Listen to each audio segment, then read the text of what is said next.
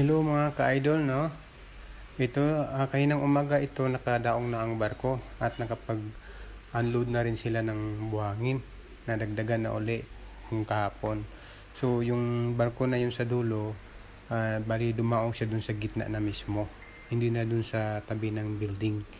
Ayan, para malapit na rin ang pag-unload nila ng buhangin para hindi na rin siguro sa gabal sa ginagawa dun sa pagpapatag din naman dito sa kabila. So nagpagitna na nga yung barko na dumaong kayo ng umaga. So nakapture natin ng mga alas 9. So tamang-tama. Nakot natin sila ng pag-aandod ng buhangin. So ang dami na nga, no? Ang bilis kasi nga mga idol. Sa dami baga ng kanilang gamit, so madali silang develop ng daan at saka yung pag-unload ng buhangin medyo mabilis din kasi sa tibay baga ng mga gamit, walang delay na mga trouble.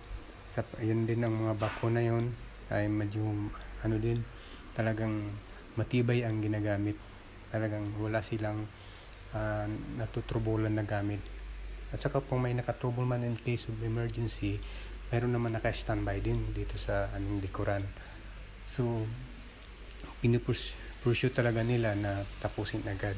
Pati na nga yun sa mga high beach cook namin mga ka-idol, nag-landscape sila saka yung nag-stone skip, medyo patapos na rin. Ang bilis nga rin, kabilaan ng yung project nila, kabilaan, kaya sobrang ang bilis nilang gumawa.